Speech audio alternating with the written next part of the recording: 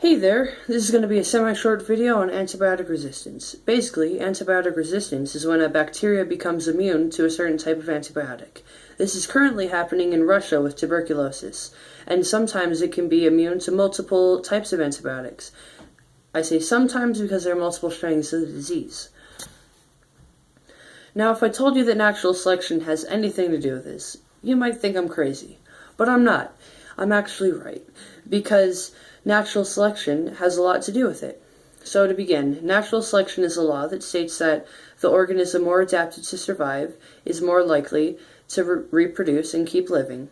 And this is happening with antibiotic resistance and bacteria too, because when somebody doesn't take the full dose of their antibiotics or somebody takes it wrong, the bacteria learns to live with the antibiotic trying to kill it, and they adapt to it, and then they're immune to it, and then we have a whole big problem. Natural selection also determines how easily an illness can spread. For example, if a waterborne illness is thriving somewhere where the water is dirty and unclean, but not where the water is clean and filtered, then this is because the illness wouldn't spread as quickly, and it would be weaker where the water is cleaner. This is because of natural selection, because the bacteria cannot survive where there is clean water, and it thrives where there is bad water and dirty water.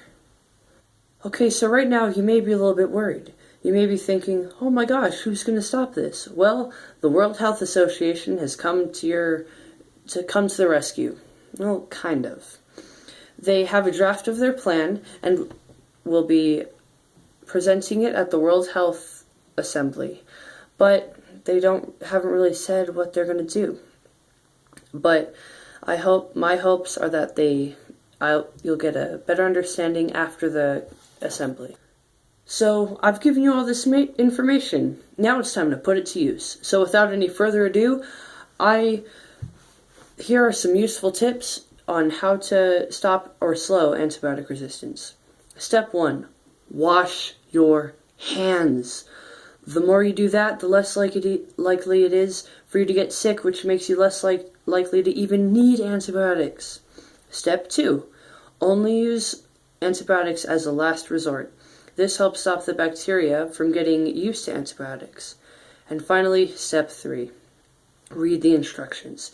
If it says to take it for 2 weeks, take it 2 weeks. Even if you're feeling better on the first day or the second day, take it for the full time, because if you don't, it'll just start a whole bad thing.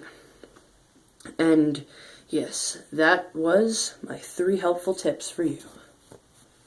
So I've given you some tips on how to stop antibiotic resistance, but I haven't really told you when or how you should take antibiotics. So to start off, I'm going to say that you should only take antibiotics when a doctor prescribes them, and only when they say that you should. Because if you don't, it's just bad. And you should also listen to your doctor no matter what. This is just basic stuff. So now back on topic. You shouldn't take antibiotics if you have a viral infection. If you do, this is going to make some really bad problems, and it's not going to go well for you. And as I said before, you should take them as long as the doctor tells you, no matter what, and only when you really need them. And only when the doctor tells you to, because if you don't, then it's just bad. So this whole video I've been telling you, kill bacteria, and that they aren't good at all. Well, really they kind of are. Sometimes. For example, if you're introduced to a whole lot of bacteria at a young age, you're less likely to have allergies, which is good for you. But if you're in a super clean environment and you aren't introduced to any of the bacteria, then that's bad for you, because you'll be more likely to have allergies later on in life, and that's not good. And the reason with this is because when you get introduced to the bacteria, your white blood cells know what's coming, and they know how to react to it. And if you're in a super clean environment, they don't get the chance to do that, and you end up with a lot of allergies. And that is where I will end the video. I hope you enjoyed watching it as much as I enjoyed making it, and I'll see you later.